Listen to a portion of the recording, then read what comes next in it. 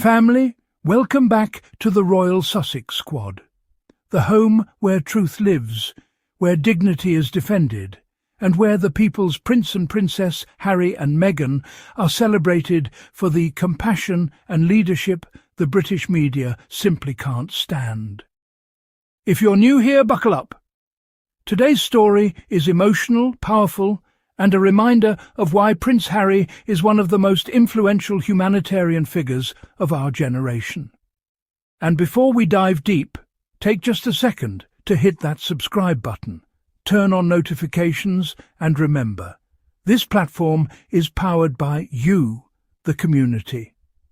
If you'd like to support the channel, feel free to tap that super thanks button anytime throughout today's show. Let's get into it. So here we are, Veterans Day, a moment that should be about honouring sacrifice, valour and service. And who steps into that moment with grace and sincerity? Meghan Markle, the Duchess of Sussex, the woman these tabloids swear doesn't care, the woman they claim always wants attention. Yet she is the one who shared a simple, dignified, heartfelt tribute that focused fully on Harry's service. Not on glamour, not on celebrity, not on themselves, but on the brave men and women who served their countries. On November 11th, Meghan shared with the world a message that beautifully summed up Harry's commitment. Once served, always serving. And family, this wasn't performative. This wasn't staged. This wasn't about PR. This was about her honouring the man she loves and honouring the military community that shaped him. And she didn't just post a still image or a generic caption. Meghan shared rare, powerful footage from Harry's 2013 deployment in Afghanistan. Let's talk about that clip for a moment. The video shows Harry mid-interview at Camp Bastion when suddenly, boom, the alarm sounds. Without hesitation, Harry abandons the interview and sprints toward his Apache helicopter, ready to respond to a potential threat. That moment right there, pure instinct, a trained officer responding without ego, without fear. That is what service looks like. That is what sacrifice looks like. That is who Prince Harry has always been. Someone who acts, someone who serves. The moment beautifully captures a truth that the British tabloids want the world to forget. Harry wasn't a cushy figurehead. He served, he worked, he fought, he risked his life. Let's be honest, most of the senior royals have never seen real military action. They wear polished medals they never earned from command posts they never held. Meanwhile, Harry spent 10 years in the British Army, deployed twice to Afghanistan, rising to the rank of captain and earning his role as an Apache helicopter pilot, one of the most demanding roles in the military. You don't get that title because of your lineage. You earn it. You train, you bleed, you sacrifice. Harry did that. He lived that. And Meghan beautifully reminded the world. But here's the irony. While Meghan dedicated a post to honour veterans, including her husband, the British tabloids and anti-Sussex brigade were busy foaming at the mouth over their night out in Los Angeles. Imagine that. Instead of celebrating a veteran on Veterans Day, they were whining because Meghan and Harry attended the Baby-to-Baby Gala, supporting children in need, and later dropped by Kris Jenner's birthday. Oh no, the horror, a couple living their lives in peace. How dare they? Let's get real. These people were never upset about remembrance. They were upset that Harry and Meghan dared to exist outside their control, surrounded by love, success, and powerful allies, instead of bowing to palace politics. The narrative writes itself. The same people who demonized Harry for stepping away from royal duties now criticize him for appearing in public. They hate no matter what. Meanwhile, Meghan's post honouring Harry's service and thanking all veterans barely got coverage in those same UK papers. Why? Because truth and positivity don't sell, at least not to the miserable. But here, we celebrate it. Let's paint the full picture. After serving his country from 2005 to 2015, Harry didn't walk away from the military community. In fact, his commitment deepened. In 2014, while still serving, he founded the Invictus Games. Now let's pause on that. The Invictus Games aren't symbolic. They aren't ceremonial. They change lives. They give wounded and recovering service members a purpose, a family, a platform to reclaim their dignity. That is legacy. Tell me who else in that royal family, with all their wealth, access and privilege, has built anything with that level of global humanitarian impact? Invictus is bigger than monarchies. It's bigger than gossip. It's bigger than jealousy. Invictus is love in action. Fast forward to this month. Harry was recently in Canada at Sunnybrook Health Sciences Centre, spending time with veterans, medical teams, therapists, caregivers, listening, honouring, standing with them. He spoke with veterans one-on-one, laughed with them, shared stories, because Harry sees them, he understands them, he is them. This wasn't a stage moment. This wasn't stiff royal choreography where a private secretary tells you who to greet, how long to shake their hand, and which direction to face for the camera. This was Harry being exactly who he has always been. Compassionate, grounded, sincere. That image Meghan shared, Harry with a veteran, smiling gently, is a story in itself. A story of connection. A story of solidarity. And Meghan sharing that photo alongside the Afghanistan footage is powerful. It creates a before and after narrative. Harry the soldier, Harry the advocate, once serving, always serving. But of course the haters couldn't stomach it. Because the same weekend Meghan honoured veterans, Harry and Meghan stepped into rooms full of powerful allies in Hollywood. They attended the Baby to Baby Gala, championing children living in poverty. And Meghan presented an award to her close friend Serena Williams. Then the couple showed face at Kris Jenner's birthday at Jeff Bezos's home. And instantly UK tabloids shrieked, "How dare they party before Remembrance Sunday? How disrespectful! Oh, the disgrace!" Excuse me? Let's unpack the hypocrisy. When Harry served twice, where was this righteous outrage?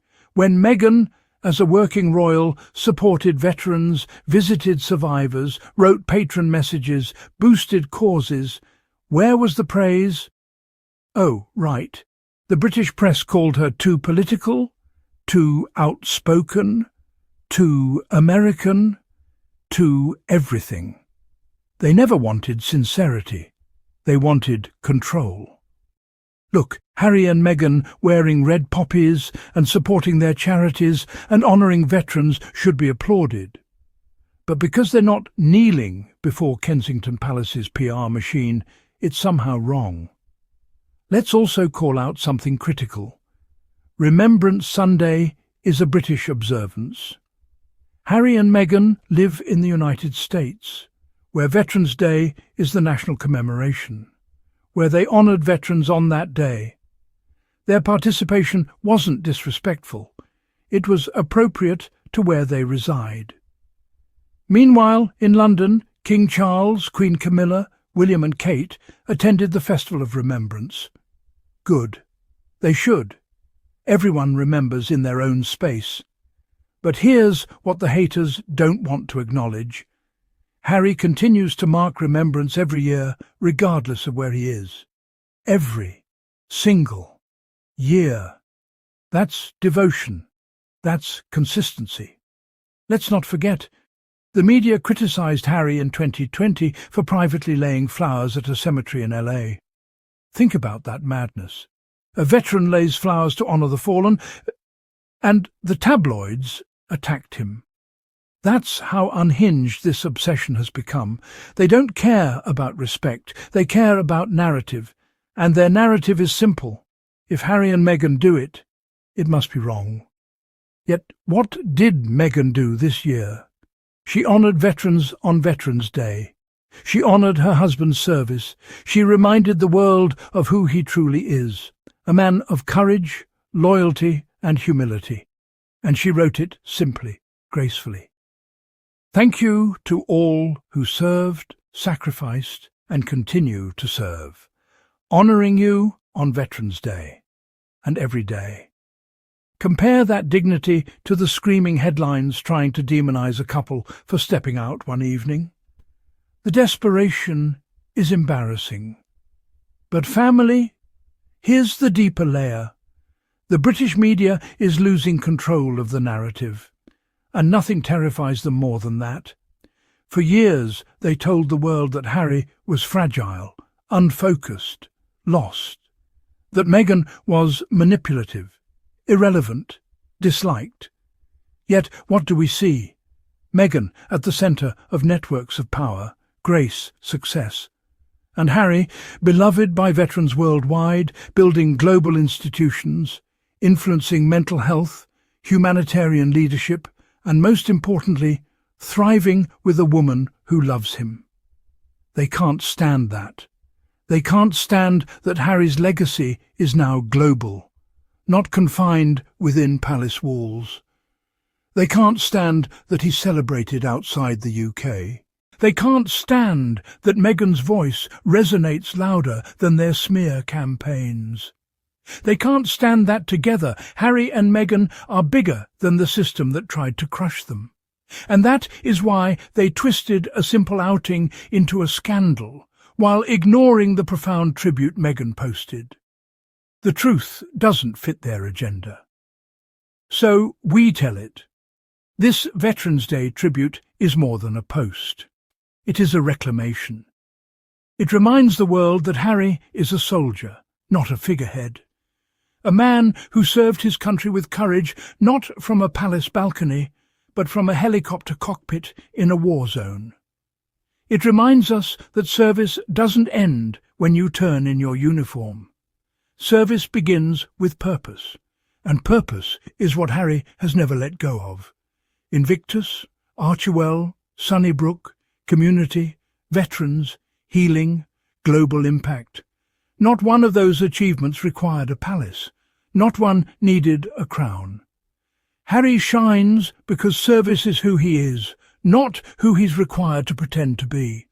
And let's show Meghan the respect she deserves. She has consistently encouraged Harry's connection to the military community.